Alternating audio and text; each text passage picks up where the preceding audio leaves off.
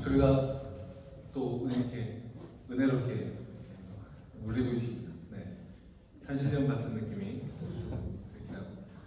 인사하실까요? 네, 손가락 두 개 펴고 흔들면서 인사하겠습니다. 평화 인사할게요. 평화. 네, 참 좋으신 주님의 평화가 청자년 가족 원래 나오신 모든 청자년들과 가족들 가운데 함께 하시길 축복합니다. 하나님만이 주실 수 있는 놀라운 평화가 우리 가운데, 가정 가운데 늘 함께 하시길 기도하겠습니다.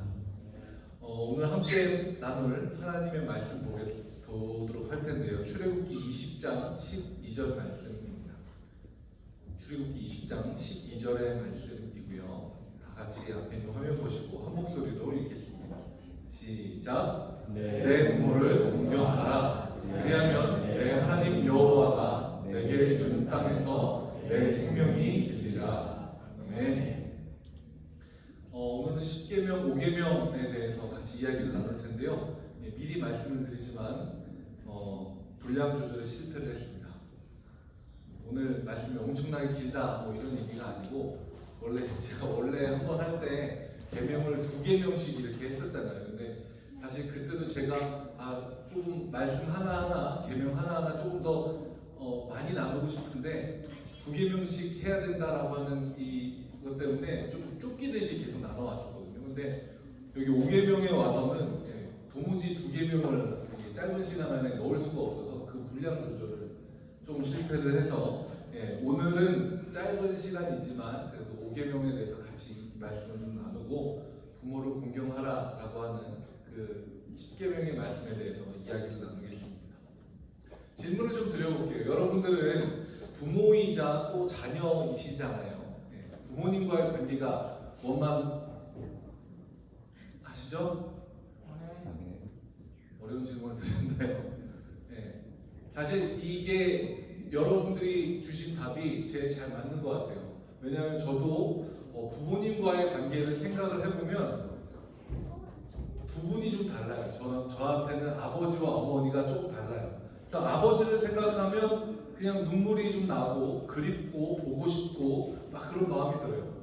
물론 어머니를 생각을 해도 그립고 보고 싶고 눈물 나고 그런데, 다른 한편으로는 아직도 내가 이렇게 큰, 몸도 크고 머리도 크고 다 큰데 아직도 내가 이렇게 못 믿어오신가? 라는 생각이 들기도 하면서 뭔가 묘한 감정이 함께 존재합니다. 여기에는 아버지와 어머니와의 큰 차이점이 있어요. 왜냐하면 아버지는 3년 전에 돌아가셨거든요. 그러니까 아버지하고는 더 이상 감정적으로 부대끼거나 그러니까 감정적인 교류가 있을 일이 없어요. 그래서 그냥 저 혼자서 아버지 보고 싶다 하고 그냥 마냥 그리워하기만 하면 됩니다. 그런데 어머니는 이제 아버지를 보내시고 혼자 계시거든요. 그러다 보니까 늘 생각하시는 게 자식 걱정, 자식뿐만 아니라 며느리 걱정, 손자 걱정. 제가 그래서 이제 별명을 붙여드렸어요. 근심걱정위원회 위원장이시라고. 온갖 걱정들은 다 끌어안고 항상 걱정을 하시다 보니까 전화를 드리잖아요. 전화를 이제 아버지 혼자 되시고 난 다음에 하루 한 번씩은 꼭 전화를 하려고 노력을 하고 있습니다.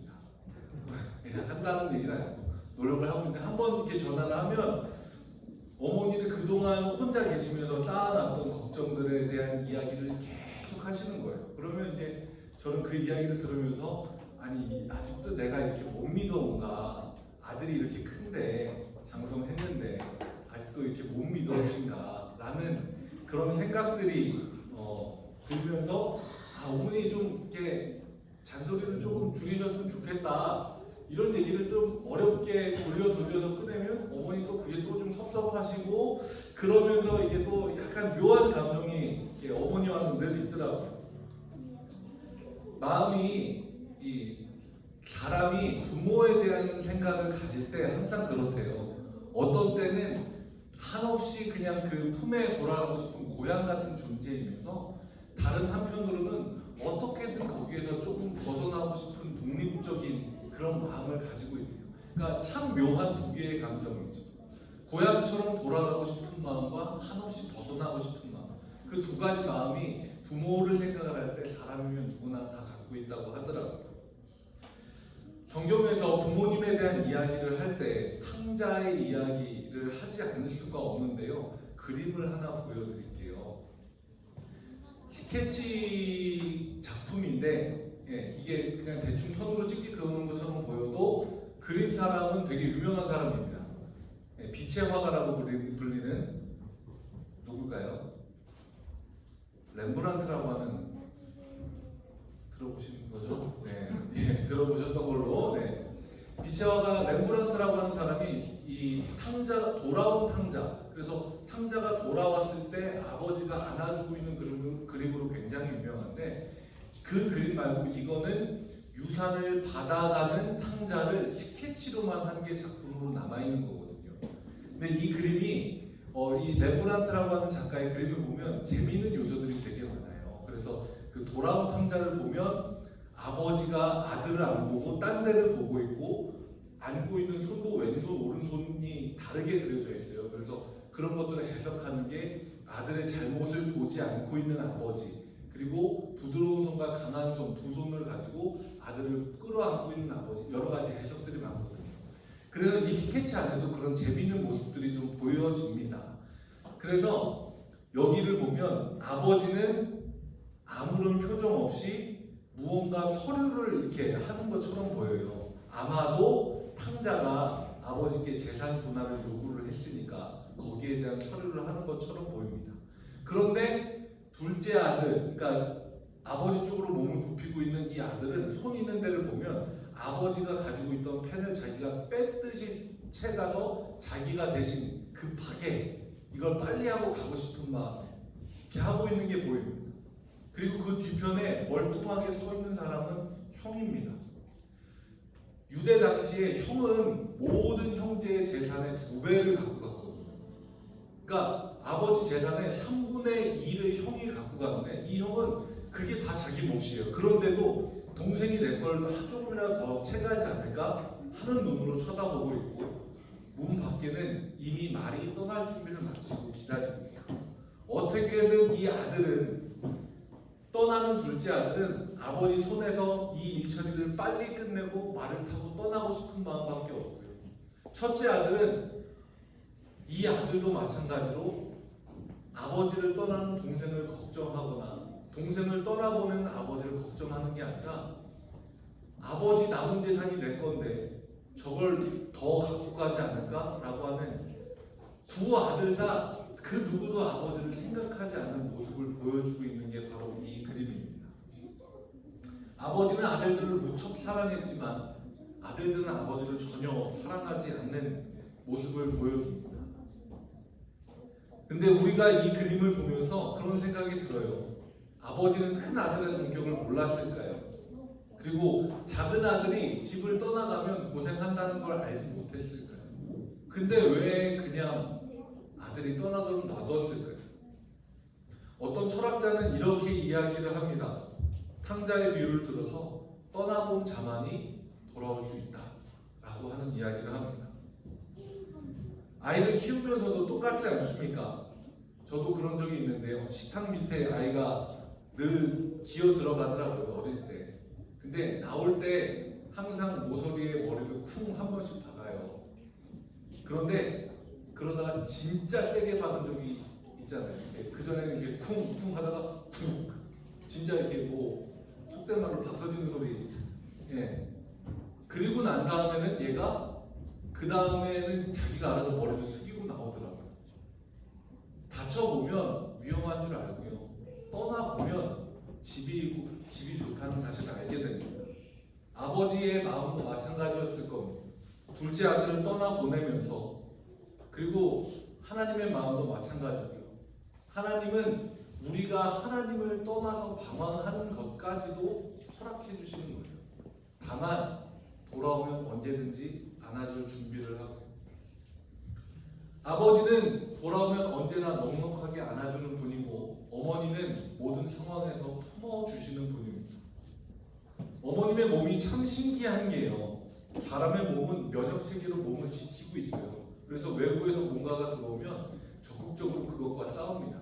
감기 초기 증상에 열이 나기도 하고, 그리고 몸 안에서 뭔가 아픈 증상이 있는 것들은 무언가 내 몸에 들어오면 안 되는 게 들어오기 때문에 싸우고 저항하고 이기고 그걸 없애는 거거든요. 그런데 유일하게 예외인 경우가 있습니다. 어머니의 몸에 생명이 잉태되면요, 그 순간부터는 그 들어온 외부의 것을 싸우고 없애는 것이 아니라 보호하게 됩니다. 사람이 혈액형이 다른데 서로 섞이면 피가 붙잖아요. 그런데 어머니와 자녀는 그런 게 없어요. 한 몸 안에서 다른 피가 서로 똑같이 존재하면서 심지어 어머니의 몸에서 끊임없이 영양분을 공급하게 됩니다. 정말 신비합니다. 어머니는 그렇게 자녀를 위해서 자기의 몸의 모든 것들을 받아들이고 또 보호하게 됩니다. 부모는요, 자기 자녀를 위해 무조건 기도하는 사람입니다. 심지어 종교가 달라도 기도를 하더라고요. 제 신학교 동기 중에서는 부모님이 교회를 안 다니시는 분도 계시는데 이 길을 가겠다고 결심을 하니까 그래, 내가 교회는 안 다니는데 너 위해서 기도는 할게, 이렇게 얘기하는 분도 계시더라고요. 제가 3년 전에 아버지가 돌아가시고 나서 한동안 현실로 받아들이기가 참 어려웠습니다. 그런데 어느 날 어머니랑 통화하는데 이런 말씀을 하시더라고요. 야, 이제 한 사람이 없으니까 너희를 위해서 어머니가 2배로 기도할게, 이렇게 얘기하셨어요. 그 말씀을 듣는데 순간 날 위해서 무조건적으로 기도해주는 한 사람이 이 세상에 없다 라는 생각이 머리를 스쳐 지나갔습니다.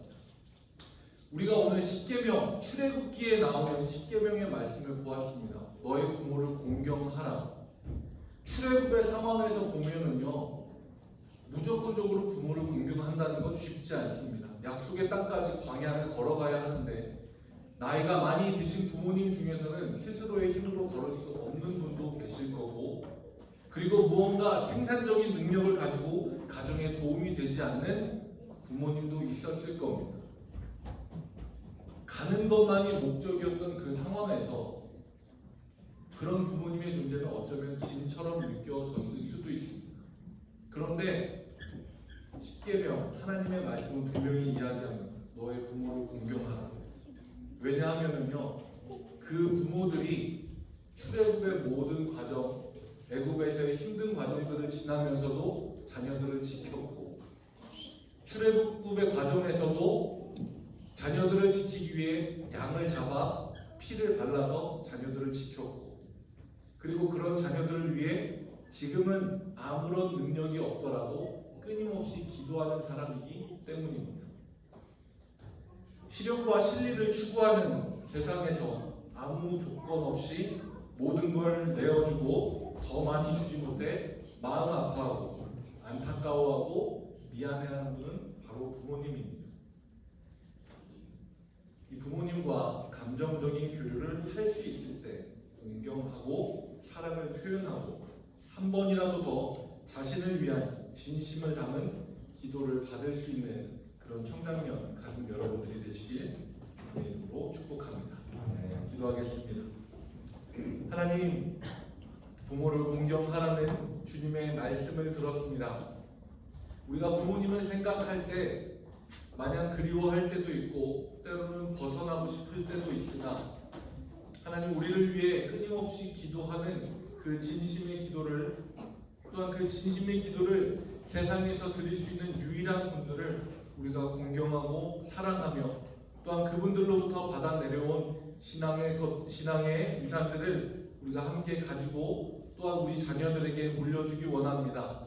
하나님, 이 모든 과정 속에 신앙의 유산이 우리로부터 시작된 가정도 자녀 손들로 하여금 계속해서 전해질 수 있게 도와주시고, 진심을 담아 기도하는 그 모든 기도들이, 부모가 주님 앞에 드리는 자녀를 위한 기도들이 하나도 땅에 떨어지지 않고 다 이루어질 수 있도록 주님 함께하여 주옵소서. 청장년들의 가정을 기억하여 주시고 축복하여 주시고, 저들의 자녀 가운데도 하나님이 베풀어 주시는 능력의 손길로 늘 붙잡아 주셔서 만남의 축복이 있게 하시며, 저들을 통하여 정말로 세상 가운데 예수 그리스도가 드러나고 하나님의 영광이 드러나는 믿음의 가정, 믿음의 자손들 될 수 있도록 인도하여 주옵소서. 예수 그리스도 이름으로 기도합니다. 아멘.